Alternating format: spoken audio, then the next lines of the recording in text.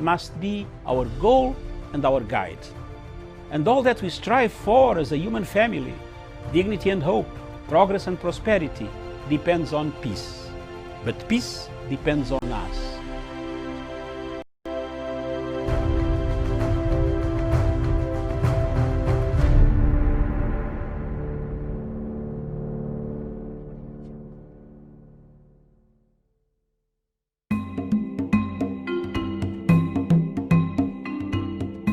When President Uhuru Kenyatta thought of a nation, a peaceful nation, a united nation called Kenya, he scored highly to the international community and to Kenyans. When the former Prime Minister Raila Amolo Odinga thought of a nation called Kenya, he scored highly. It is that redemption strategy,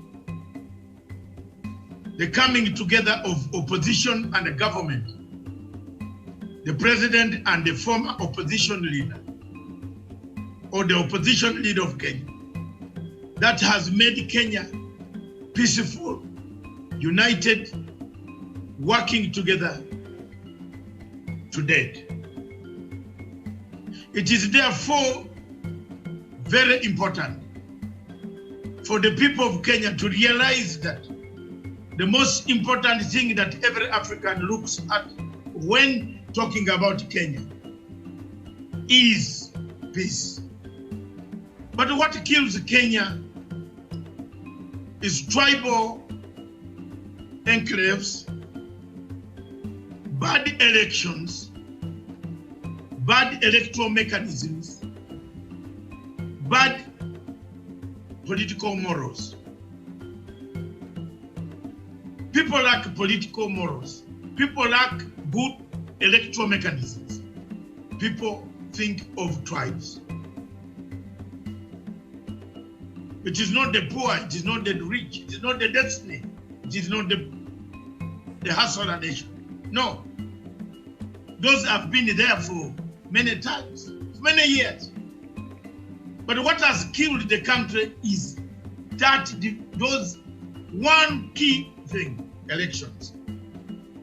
If Kenya can sort out its electoral mechanism, that a winning candidate embraces a losing candidate, and a losing candidate embraces a winning candidate. You work together as a nation, work together as people of Kenya. That's the day that Kenya will rise and become a very good country, beyond what it is today. But the moment we go back to our tribal enclaves, we poison the politics. We play Machiavellian politics of backstabbing, intrigue, manipulation, machinations that flow in the Kenyan political arena. It's the moment that we destroy the same nation that needs that unity. President Uhuru Kenyatta, therefore, don't give up. Former Prime Minister Raila Amolo Odinga, don't give up on unity or purpose. Always strive to unite, leave a legacy of a united Kenya. That is the price you will give to the generations, the grandchildren, to your generations that will come. You might not be there to see the price that you have, the foundation you have laid. But once you leave that legacy of a united, peaceful Kenya, both of you and many other leaders in Kenya should not give up in search for that unity. I thank you very much. Those are my views. I believe a redemption strategy, and I repeat, a redemption strategy, the healing, reconciliation, reparation, accountability, truth-telling, Those are the values of the handshake, a united Kenya with capacity to accommodate all. Thank you. Thank you, listeners.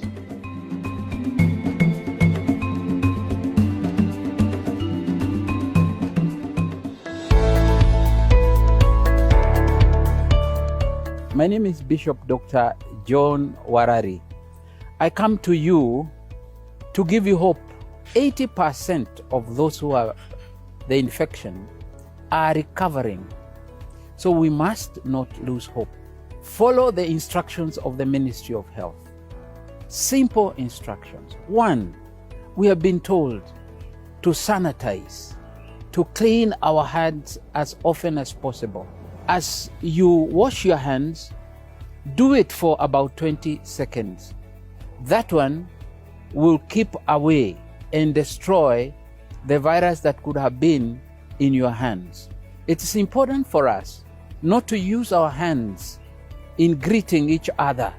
For more information, kindly dial 719 and you will get help, or you can go to your phone and press *719# and you will get more information. Komesha Corona.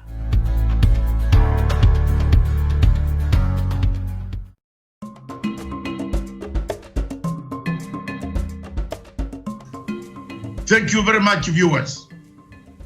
The situation in Kenya demands that if you are in leadership of the ruling party and you are either the leader of majority or the deputy leader of majority or the chief whip of the majority, seconded there and seconded by the party, to pay loyalty to the party and the party leadership. The moment you reach the parliament and turn against, everywhere, all over the world, all over the globe, democracy dictates that you have to surrender the whip, or you are whipped by the party. The whip comes down on you. They remove all the caveats on you. You remain either freelancer, an independent person, or a backbencher.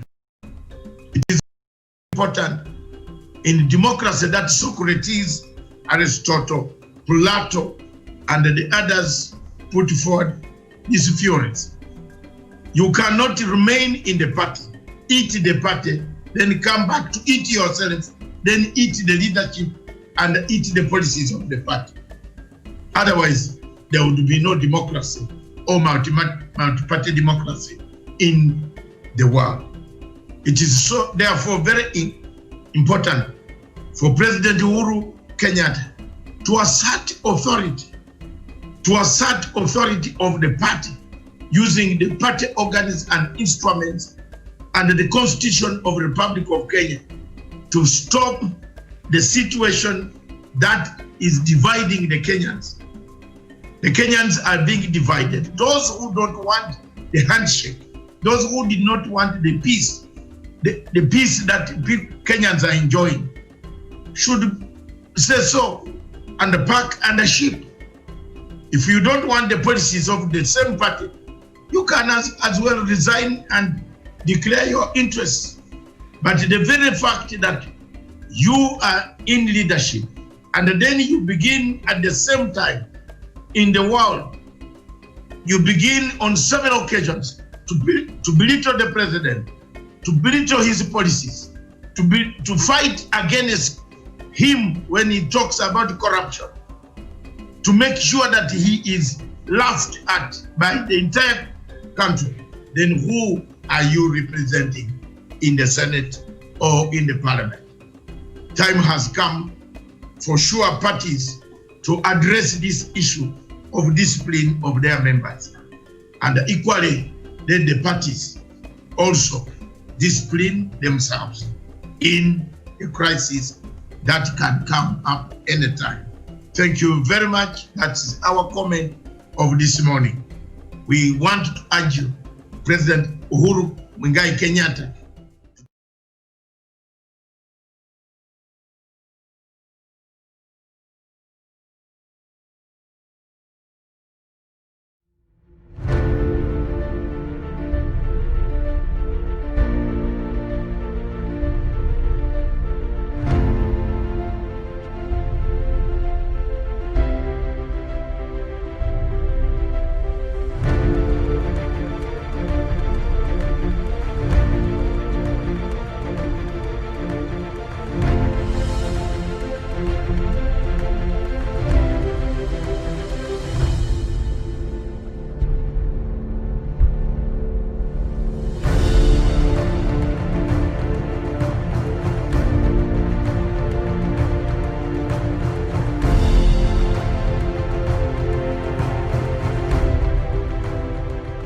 Peace must be our goal and our guide.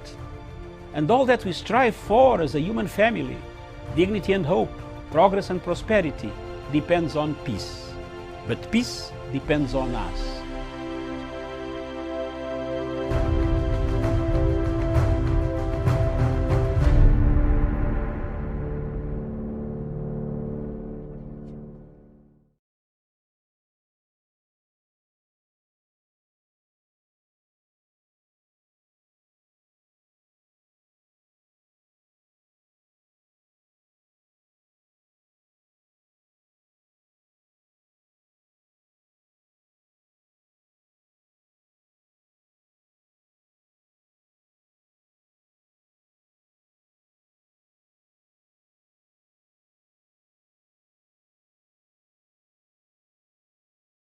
Vision station is Punchline Africa TV. We are coming to you all the way from Nairobi here in Kenya. It is a beautiful morning and a lot of things are happening today, and so let's just get into it. Dr. David Masanga shall be joining me in a short while. But before he does that, let us go through what is making headlines in Kenya this morning, and we shall start with the latest in terms of how the government is dealing with COVID-19 and the latest information around this, and then later on we shall look at the main headlines, which of course that meeting that the president chaired yesterday at the KICC, where Mr. Duale, who was the majority, in Parliament, was removed, and he was replaced by Kimunya, which has also raised a lot of conversations, especially in social media. Kenyans have a lot to talk about. So that we shall do in a short while. Let's just get the latest in terms of the COVID-19 figures. Let's just look at that, and then we'll get to the latest information, of course, in line with that press conference that the Ministry of Health had yesterday. I'll let you know what happened there, what they said, and what is the development so far in the situation in regards to the COVID-19 in the country. Let's just start with the figures here. And in Kenya, right now, the confirmed cases stand at 4,797. The death toll is 125. Recoveries is 1,680 persons. And Uganda, the figures also have gone up there at 774. Recoveries in Uganda is at 631. Quite impressive. And also right now, Uganda has not recorded any deaths so far. Tanzania, according to them, there's no COVID-19 there in that country. And in South Sudan, the confirmed cases right now stands at 1,916. The death toll is 35. Recoveries is 190. And Sudan, 8,580 cases. 521 people have died. Recovery stands at 3,325. Remember, I'm only looking at some of the East African countries. The rest of the countries we shall look at later on during the diaspora dispatches in the afternoon. And South Africa, we have to look at that because it is the leading country here in the continent. And right now the cases there have passed. Remember yesterday, I think they were at 95,000 and some, close to 96 or something, 1,000 yesterday. And right now, the figures there have skyrocketed, and right now the confirmed cases in South Africa stands at 101,590. and the death toll is 1,991. Recoveries is 53,444. There, the figures continuing going up in South Africa and Rwanda. Confirmed cases is 787. 2 people have died. Recoveries is at 370. And Burundi, still the cases are the same at 144. 1 person has died. Recoveries is 93. And of course, the total number of confirmed cases in the continent this morning is 314,773. And you can imagine, out of the 314,773, South Africa is leading with 101,590 of those cases here in the continent, and the number of people who have died is at 8,326. And as I said there, I did not mention that, but of course Egypt is the leading country in Africa in terms of the number of deaths, accounting for 2,278 deaths, and of course the recoveries right now are slightly over 150,000. So that is the latest in terms of the COVID-19 statistics here in the continent, and the global figures are past the 9 million mark. All right. So now let's just turn our attention to what is happening here in Kenya in terms of coronavirus and its mass COVID-19 testing for teachers, says Magoha. The government had said, or through the Ministry of Education, should everything go well and COVID-19 is brought under control, then there's a possibility of the schools resuming here in September. And that is if things go well. And so let's just read through and see what is really happening, because I'm sure parents around really want to know about how when the schools reopen, are the children going to be safe, what is happening and things like that. So let's just read through. And Health Test Education Cabinet Secretary George Magoha says the ministry is considering compelling teachers to undergo coronavirus tests before schools open in September. And let's just go, because I think that is very important. So let's just get to understand what is happening here. Mary Nibol Makera, I see you're shocked there that the cases in South Sudan have gone up. Yes, the cases in South Sudan, 1,916 cases there in South Sudan. And of course, the death toll as we speak right now is 35. Also, recoveries going up just a little bit at 190. All right, let's just keep praying and doing our best and observing these measures that have been put in place to ensure that you protect yourself and you protect the other person. Wear your mask, wash your hands, stop greeting people, social distance, social distance, social distance. That is just one of the most effective ways. If you don't have to be out there, do not be out there. Avoid crowded places. Ensure that where you are is well ventilated. When you're going to the supermarket, stop walking around and just looking at stuff. Just know what you're supposed to go there and pick. Have a list. Pick that very quickly and leave the premises wherever you go to. Some of these places that you must go, but if you do, make sure you go there organized. You know what you want, you pick it and you leave. This is not the days where you have to go window shop, look around, go to the next floor and the next floor and check out the furnitures and do what. And you know very well you don't even intend to buy. And I see a lot of Kenyans when you go to the supermarkets. I told you another one that I visit that is quite convenient for me.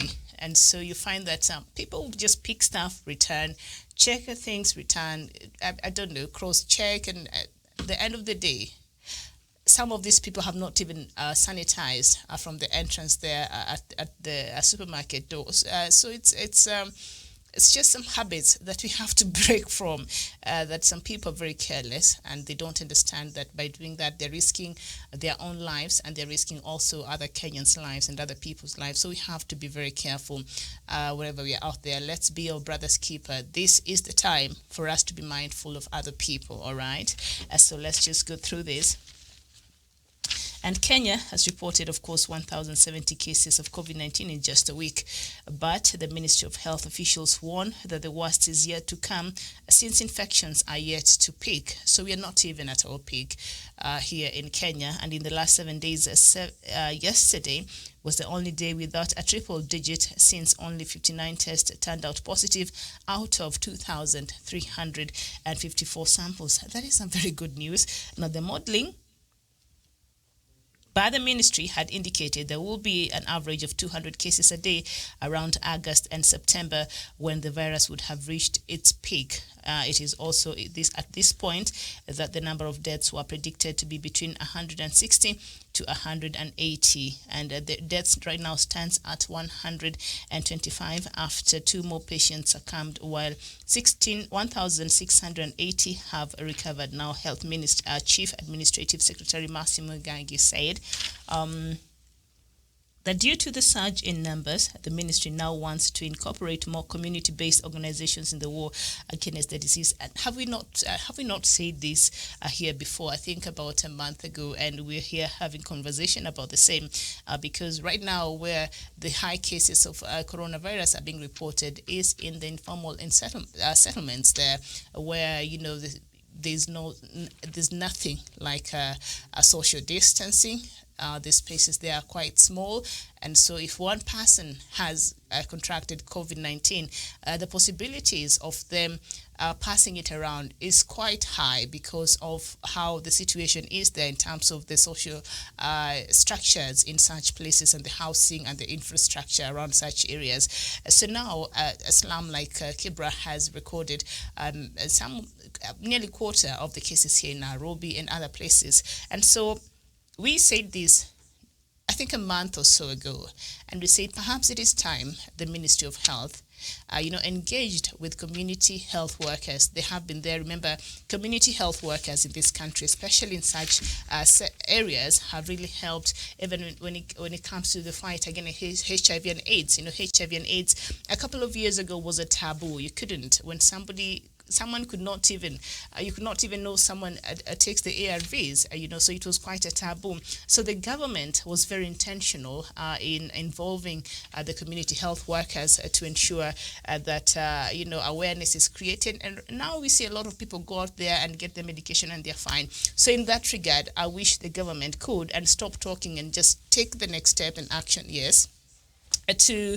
engage the community social workers, community health workers, to ensure that they're able to engage and create awareness and get these people from the communities, and so that they can help in the spread against COVID-19. I see I have been joined by Dr. Okay, not yet. So he'll be joining me in a short bit. But yes, so I think this is something that you've said.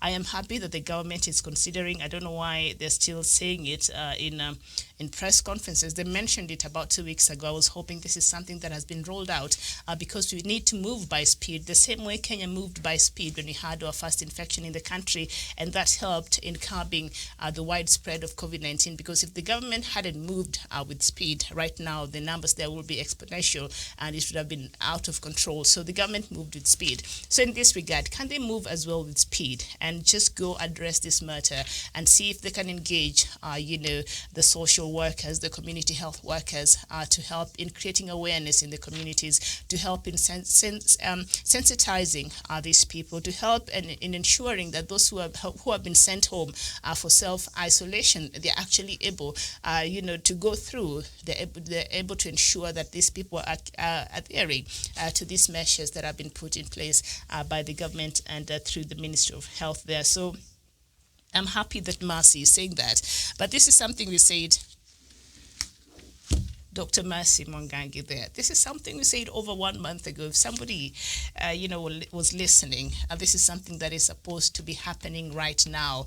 COVID-19, you just don't see it and take time to deliberate. And if you feel that you have an idea and this idea is worthwhile and could help in saving lives and could help in keeping people safe, you don't see it and deliberate and all that bureaucracy that sometimes is involved when it comes to doing some of these things, especially in the government. You just go with it and see, test it.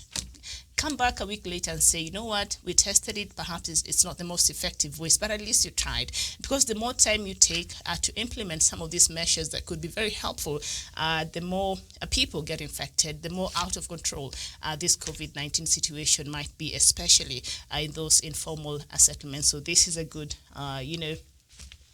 this is a good idea there that we shared over a month ago. So I'm just hoping that they will implement it with speed and see that they engage other community-based organizations in the war against COVID-19? And particularly, could you just reach out to community health workers? I know a couple of organizations to do that. If you need some help, we can help you out.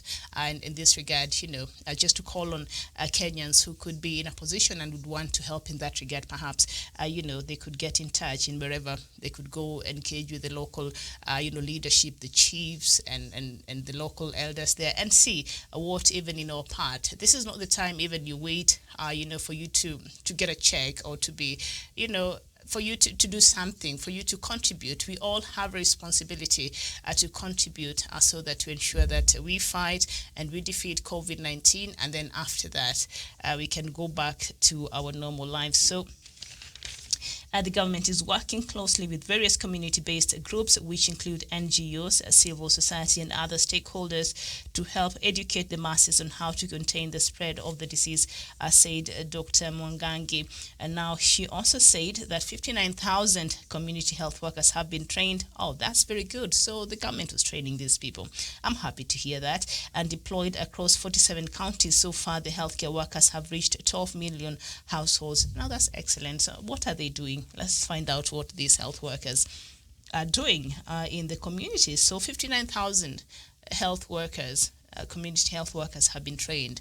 Kudos there to the government. And saying that our renewed focus is to strengthen community engagement structures in the counties. This is absolutely critical, particularly now that we are talking about community spread, she said. And the 59,000 health workers are also expected to take part in home-based care program, which has seen 550 patients sent home. Initially, we thought this was like a very terrible idea. Well, I still don't think it's the best idea so far, especially in those informal areas, those places where they cannot afford to have a room just to isolate a patient of COVID-19, of course. But due to the prevailing circumstances, those isolation centers and quarantine centers and those hospitals that had been set aside to take care of COVID-19, they are full to capacity. So now it is forcing the government to find other ways to ensure that, the asymptomatic cases, which account for 80% of the cases here in the country,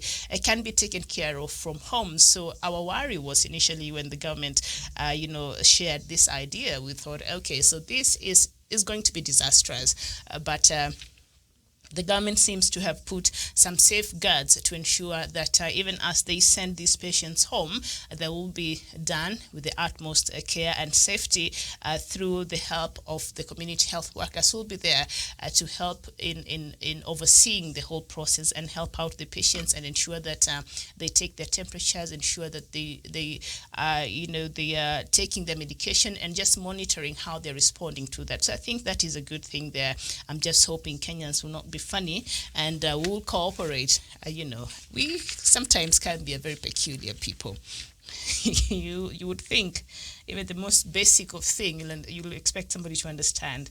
You see, people are still now being caught, locked in bars, drinking until I don't know what time, late in the night. And they know very well that the curfew is at 9 p.m., and that bars are not permitted to operate yet.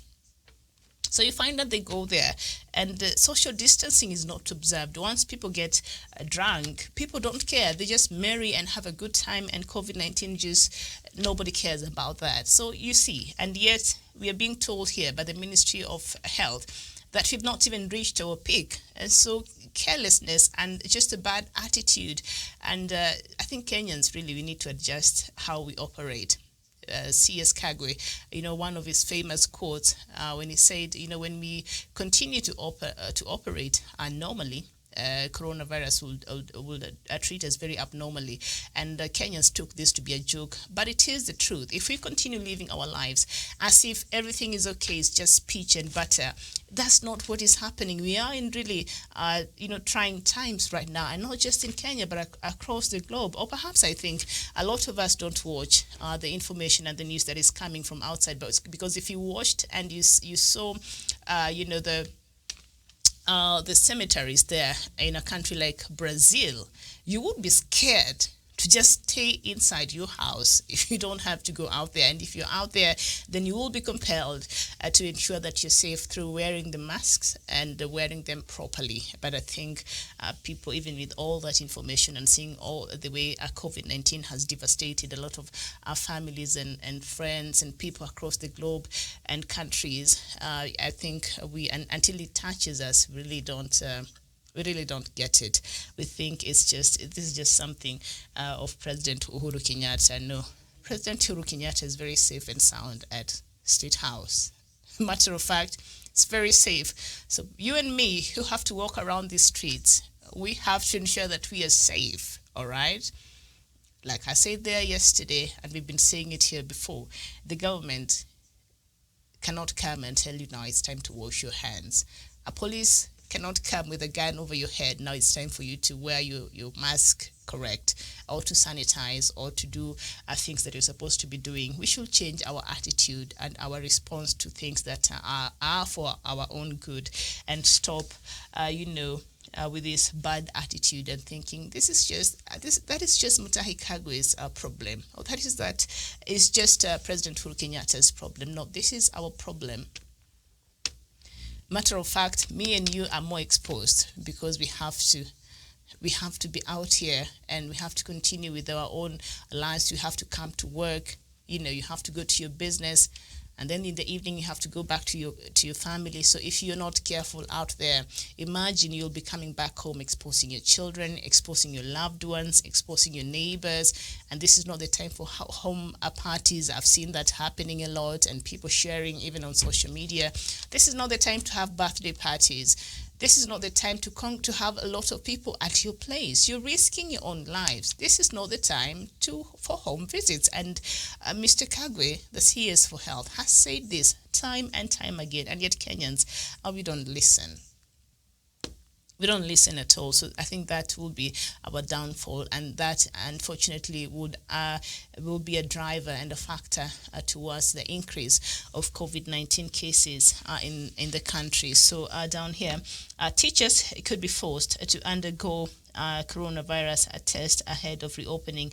Education Cabinet Secretary George Magoha has said, we are considering whether all teachers who will resume work in September will undergo COVID-19 test. Said Magoha. Now, the announcement came as questions emerged on whether learners will also be tested before classes resume. Another major concern was whether the government has capacity for mass testing, considering that medics have advised that students to be tested before resuming school, and positive cases advised to stay home until they recover. In an advisory report last month, doctors also urged the government to carefully plan the transport system to stem transmissions from school to homes. Now, experts also advised the state to provide face masks to learners and ensure proper use and regular changing of the protective gear. And we saw I think the Ministry of Education come out and say that all public schools private schools can afford to buy their masks, but majority of them, all the public schools, the government will provide at least 2 masks that are reusable, so they can always interchange it, ensure that they're safe, which I think is a good thing. Now, remember, South Africa opened their schools earlier this year. So what happened is they took the teachers, and the pupils had to be tested, especially the teachers. And what happened is majority of the teachers were found to be COVID-19 positive. They had to close some schools in some parts of South Africa. So I understand this. So I don't know if parents will be willing because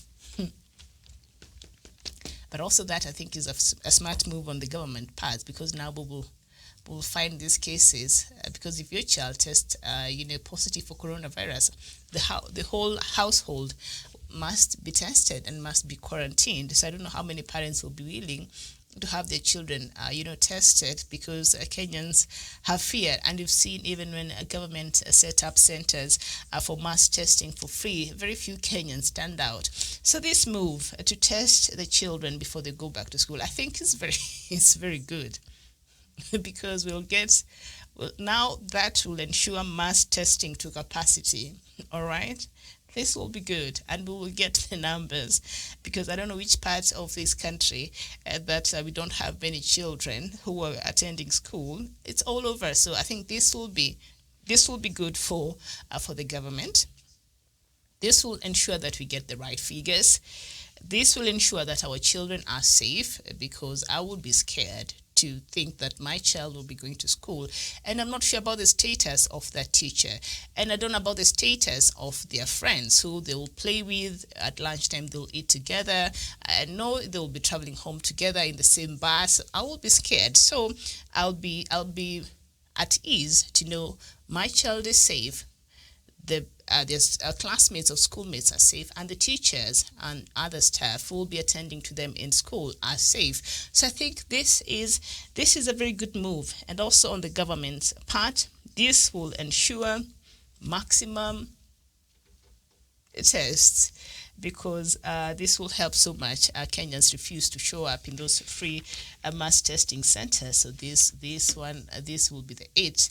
The government will ensure a maximum, a test there, and they'll get numbers there, and perhaps more people can go on and get better. So speaking yesterday after he inspected the progress of manufacturing face masks for learners at Rivertex East Africa in Eldoret, Professor Magoha said 24 million pieces will be delivered to schools in August ahead of reopening. So as we speak, the Ministry of Health has already rolled out, in conjunction with Rivertex East Africa in Eldoret, has rolled out the manufacturing of masks, and Magoha says 24 million pieces will be delivered in August in schools. So that means the government is already going ahead with this plan, and so that means the government is quite serious about reopening schools in September. And earlier there, when I read there, we were told that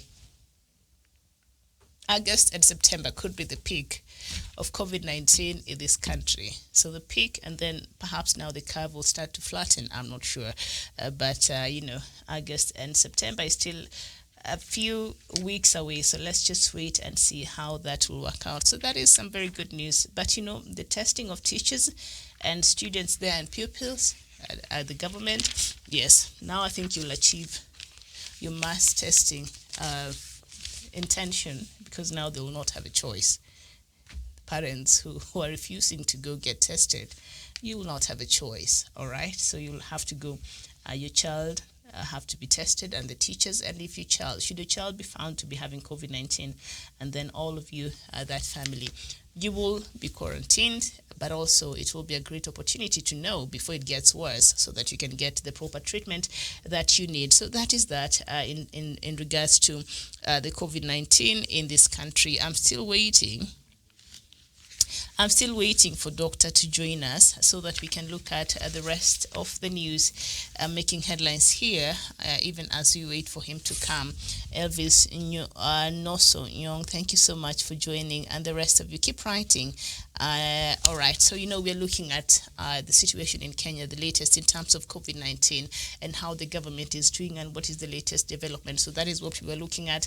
And earlier on, I read the figures of a few African countries, but we shall come with the full list of majority of the countries later on during diaspora dispatches. So right now, let's just turn our attention to the leading newspapers here in the country. Of course, I was reading through some of that information about COVID-19 inside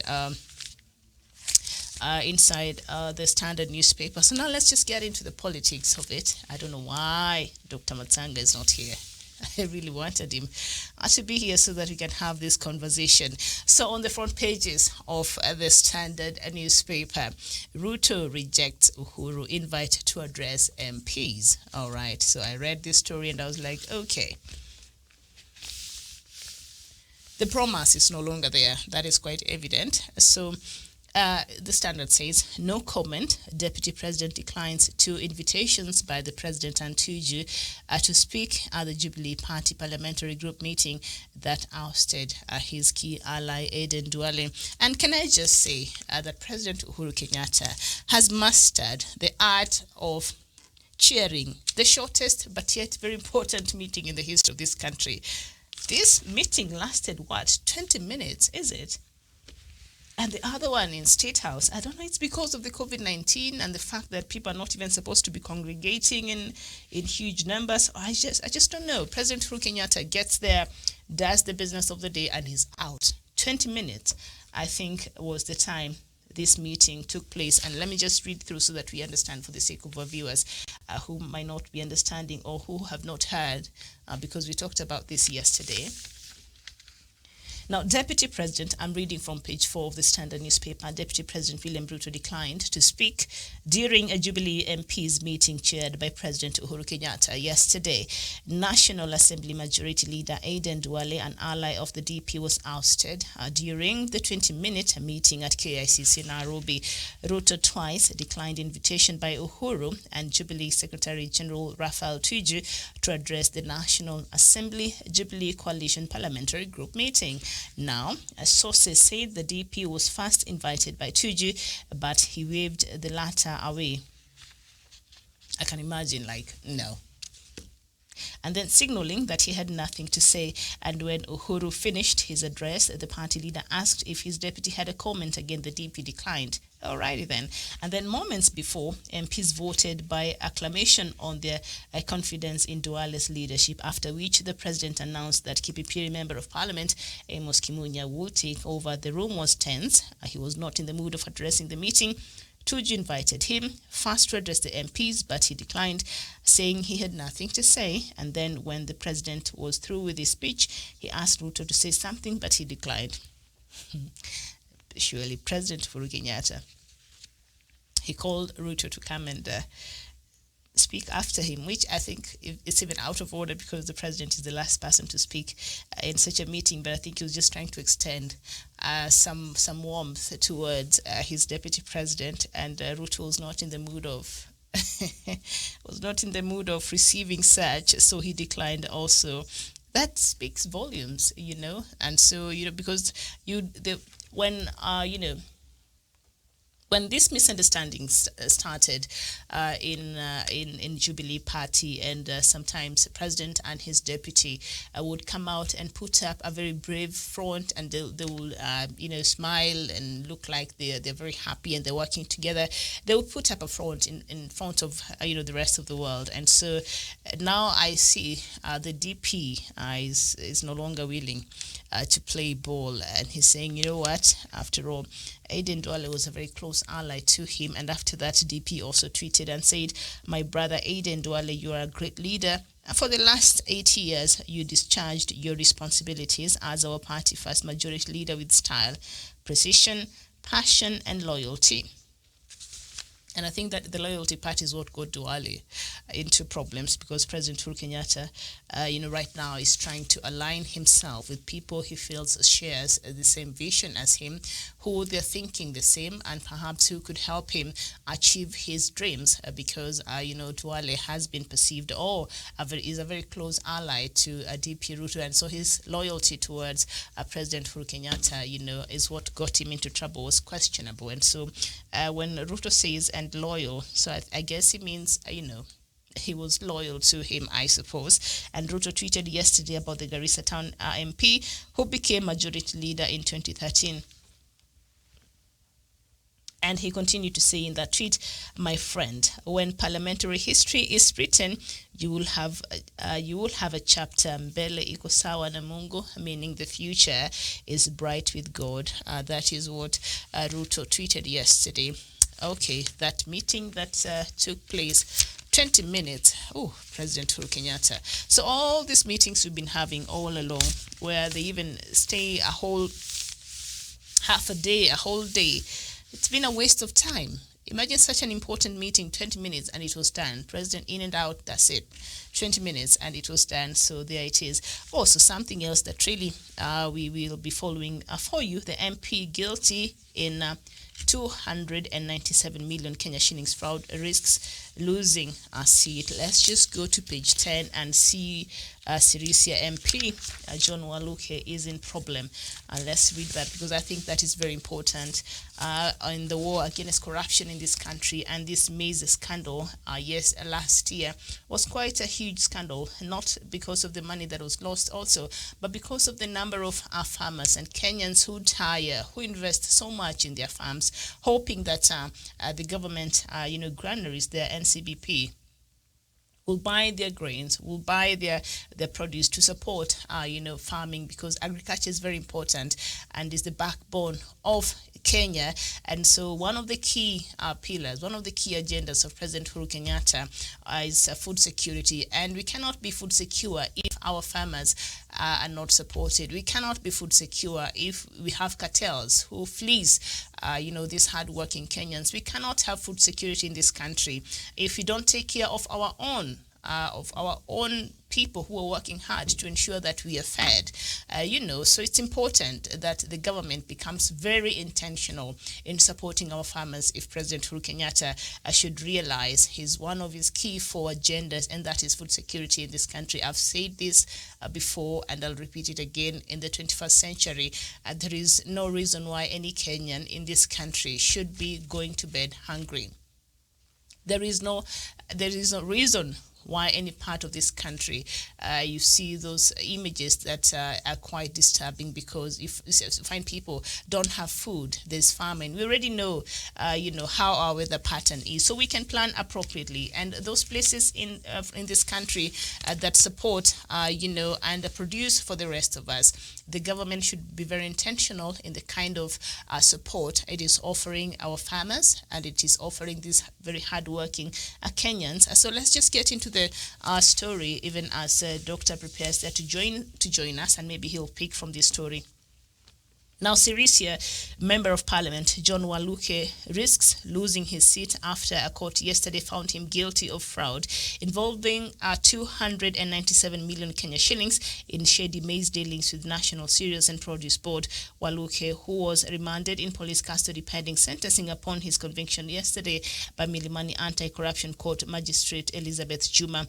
Also indicted of the charges was Grace Wahungu, who was a co-director with Waluke at Erad Supplies and General Contractors, the firm involved in the dealing. Now, the magistrate found that the Ethics and Anti-Corruption Commission had demonstrated that the duo had illegally obtained taxpayers' money from NCBP. Now, if the court on Thursday sentences Waluke to more than 6 months in jail, he will automatically lose his seat and will no longer be eligible to vie for any leadership position.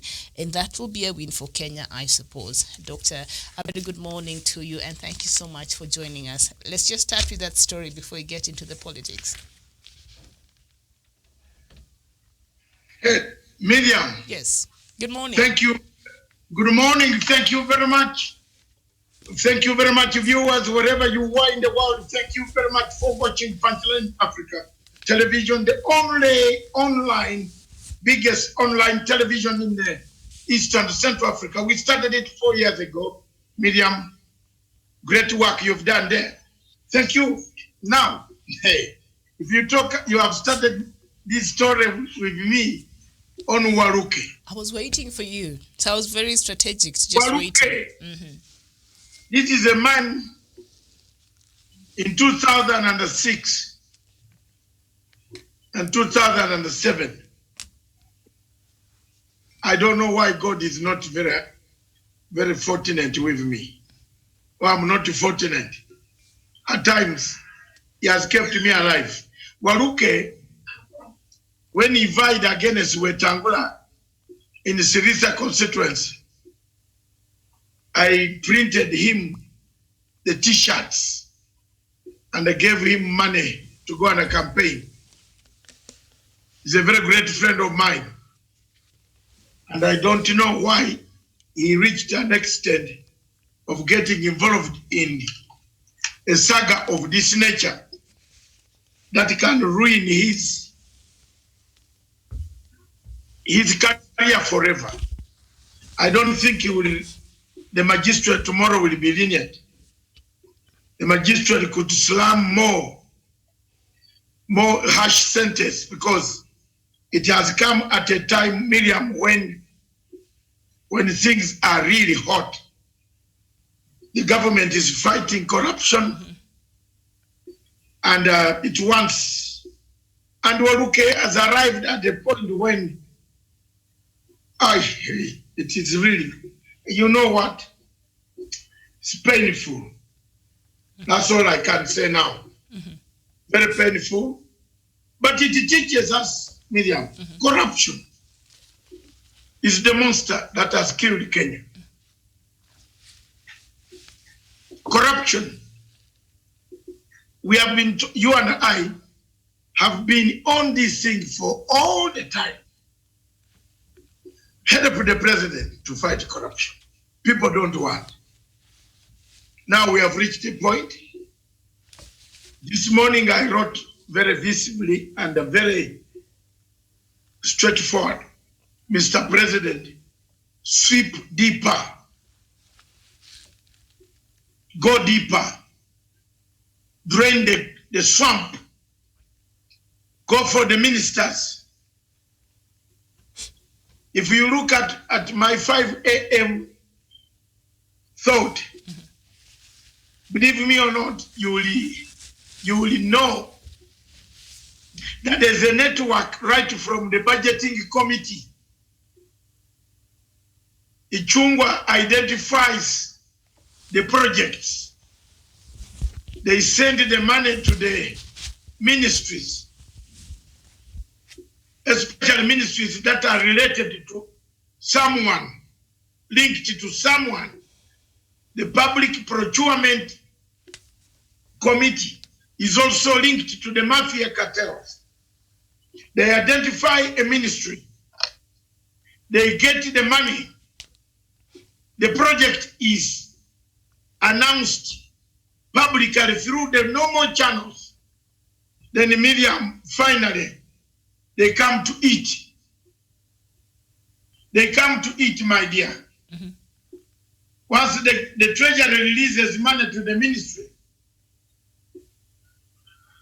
I think it is a very good thing that the president thought of removing, of changing this law and the government in parliament. Once the funds are in the ministry, the minister orchestrates a function allegedly for opening up NPs, NCPPD something, National Serious Board, Depot of Kepunakagat, Kipukokon, Turkana, Bungoma. A high-ranking official goes there, cuts the tape to officially say the government is not going to allow any importation of maize meal or maize from any neighboring country. Now the money is with the ministry. The same cartel come back home. The money is released to the minister. The minister issues LPOs for the purchase of maize. That's how Ruke ended up in a mess. Who was the minister by then?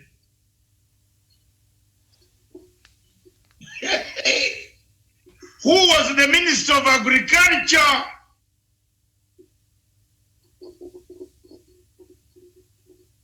For me, I don't hide.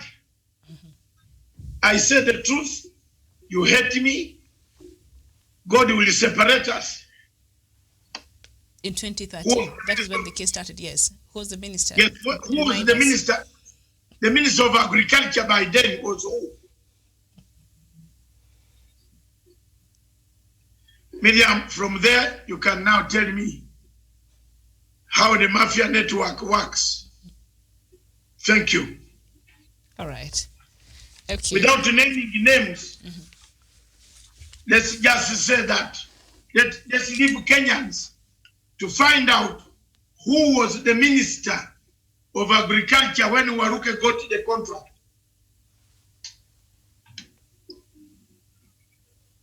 then you will come back and tell me that it has not come back to haunt, to roost. Have I been useful there? Okay. Right. So, and or you want me?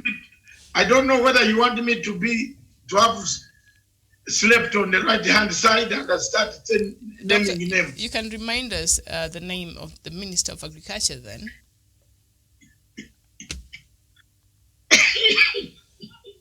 Miriam, you know the Minister of Agriculture in Kibaki's government. Mm-hmm. Who was the minister? Dr. William Ruto.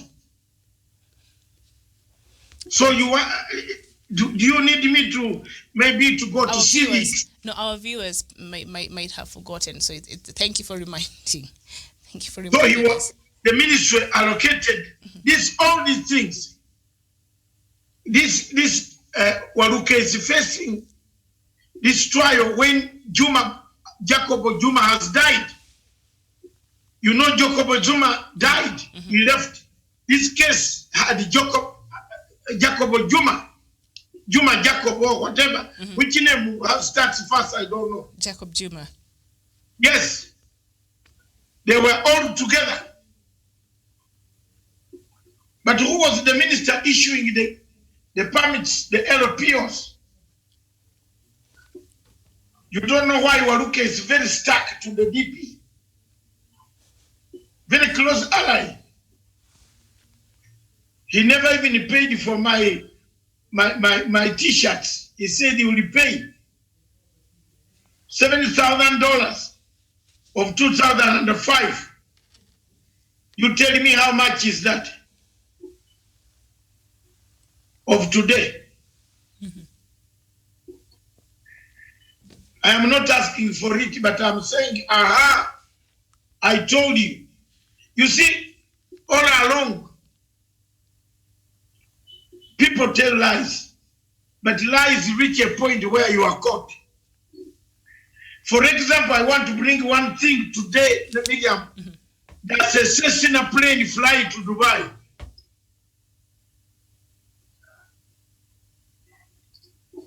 Have you ever seen a Cessna plane? I'm trying to hire a plane to go to Libya. Can I use Cessna 680 to reach Libya?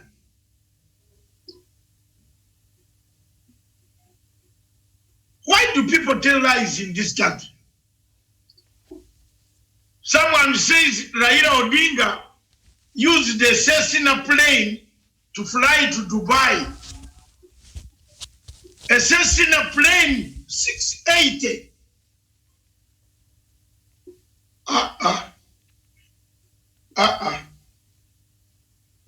680. I wanted to use the same plane to go to Tripoli this morning. I'm trying to hire, there is a very serious African organization that wants us to involve ourselves in the peace process in Libya, to bring the warring parties. Then when I tried to say, can I have Cessna 680, 5 PPY, what? He said that one only reaches Kisumu. Mm-hmm. You are aware that somebody has alleged that the deputy president, the former prime minister, flew out of this country in a Cessna plane. That's where I'm arriving, Miriam. Mm-hmm. Can a Cessna plane go to Dubai? Nyenye watu mwache ujinga hii. Can it? Don't hate Raila because you hate him only. Mm-hmm. Hate him with facts. He will fall in the Indian Ocean before he arrives in Dubai. It won't reach there. It does not have the capacity for long flights, for long travels. Yes. Mm-hmm. You can't use a Cessna plane to Dubai, can you? These are some of the things my media corrects. Believe me, Miriam, I want to tell you, I was somewhere listening to a conversation. Some people in the main houses are saying it is better we go Matsanga way. I'm telling you, thank you, count yourself. We are lucky people. We started it. We are here. That's why everybody is focusing on punchline. We started it. Yesterday, some people in the citizen boardroom were saying, why don't we do Matsanga way? Because we tell the truth, we check facts. A Cessna plane cannot fly to Dubai. Use another lie.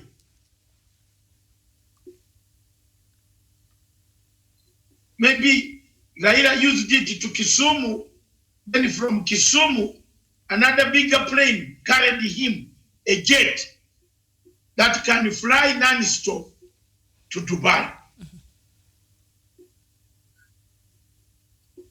But if you are using a Cessna plane,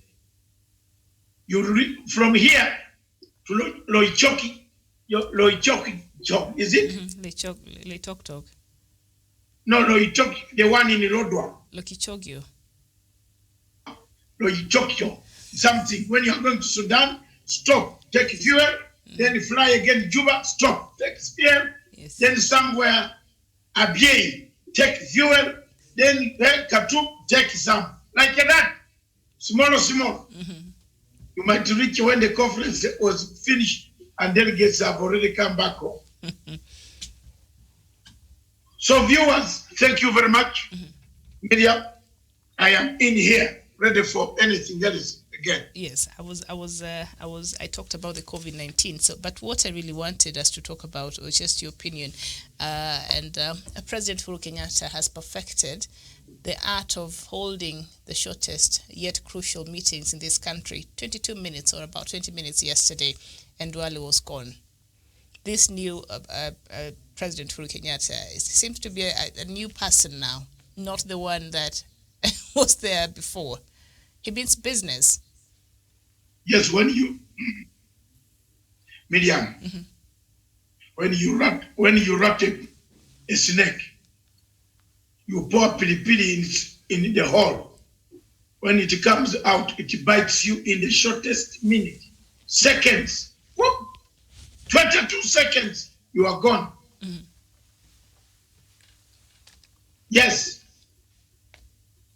To be balanced, there are good bills that Duale did,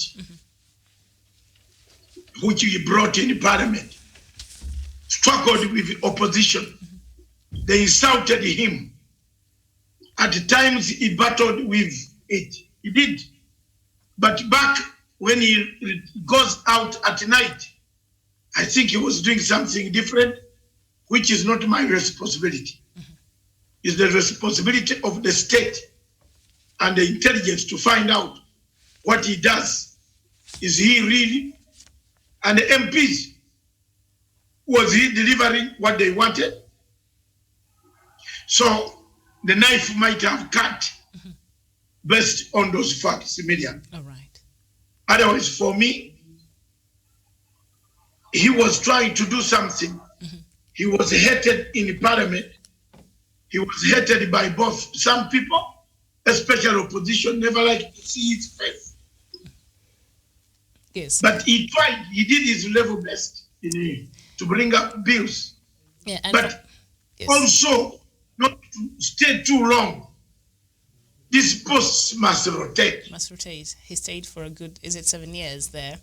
And Doctor, yes. So from that meeting, we're meant to understand that DP, our Deputy President, Dr. William Ruto, declined to speak. He was beckoned first by the party Secretary General Raphael Tuju. He refused, and President Uhuru Kenyatta, well, after completing his speech, he asked, do you have something to say? He was inviting him to perhaps say something. He also refused. What does that mean to Jubilee Party moving forward?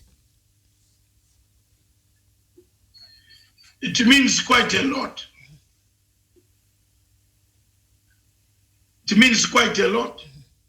If he doesn't want to speak, maybe he's annoyed. He couldn't speak.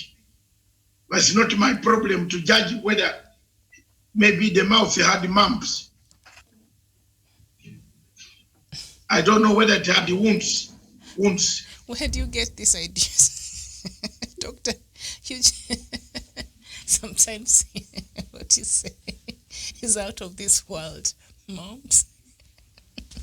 No, yeah, when if you have moms. Maybe he was not in the mood. No, if you have moms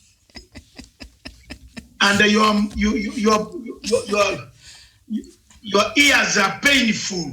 You will not even show up to that meeting. Moms are very painful, so you will not have come. Let's go with your first guess. He might have been angry, which is understandable. Not mom. They give a dinner. An angry man gives a dinner. He's very angry, I'm sure. So no, that an angry man gives a very good dinner in the evening. Well.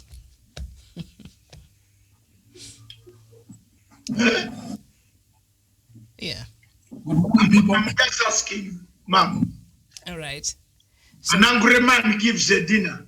Yeah, an angry man has to eat and give dinner, I guess. You can be angry and still hungry. So you're angry and hungry. They can go together sometimes. But yeah, it's quite interesting. And then after that, they met in one of the cafes there, restaurants around KICC for a small chat, and that was that. Doctor, thank you so much. I think we seem to be having our guest for the next show already joining us, so perhaps we need to continue this conversation on our next show, Doctor. What is the time now? It's 5 minutes past 11, so yeah, we started early. But before we finish that, yes, let's be very honest. Mm-hmm. My parting shot. Go ahead. Daily Express. Mm-hmm. Daytime. Before are you we changing the show? Daytime Express, not Daily Express. The data what? Daytime. Daytime Express. President Uhuru Kenyatta, please move fast. Drain the swamp in the ministries. Sack some people who have not performed. Get rid of people who have been siphoning government money through stalled projects opened by some people, where the money, after it has reached the ministry, it returns to the pockets of the mafia and the cartels. Full stop. Less than that, Muse. If you leave this swamp, we have 749 and a half days to be in power. Exactly. If extra corona does not come, because there is corona wave 1, wave 2, wave 3 is coming. You have noticed there is corona. But before you leave this one, I want you to read Talking from the Fence, which I believe my new guests have already looked at. Our new guests, I have actually brought up issues. Museveni yesterday rounded up. I think the model ya Museveni apana mbaya, comparative politics, comparative strategy is my only heart. He has brought up some key points. I put them there on Talking from the Fence. Very able, and the people have very consumed it. Nice. Maybe, why is it that there's nobody in Uganda who has died of COVID-19? Why? You talked about COVID-19. We talked about the community. I heard you. You know, when I'm not there, I'm listening carefully. You said community. Healthcare workers should be engaged thoroughly. Community. The community is not yet engaged, isn't it? We have not community workers, have not come. Social workers have not come. We are now sending people home. The government trained about 56,000 of them, I think, after taking our advice, which we did. Thank you very much. That is very good. So they've been training. That's what Museveni has done. Yes. And that training, even if in 2 weeks, 3 weeks, to handle patients. Because yesterday they tested 4,000, and guess what? We got only 59. Mm-hmm. Was it 54 or 59? 54, is it? Mm-hmm. Yes. You can see a huge number, very few cases. Mm-hmm. So things will improve. People should not give up. Absolutely. Thank you very much. Yes. Thank you. God bless you. I'm sorry. It's okay. That was important. Thank you there. And we have our guest who will be coming up in the next show. But for Kenyans who are out there, remember we had our budget reading last week, and I know sometimes it's very complicated when it comes to figures. So the government has been making an effort to give us what they call the Mwananchi Guide. Today it was inside the Star newspaper, and the other day it was inside one of those newspapers, the leading news. So this will help me understand. A bit of economics. Absolutely. So we see you on Frontline Security in a short bit. Thank you. All right.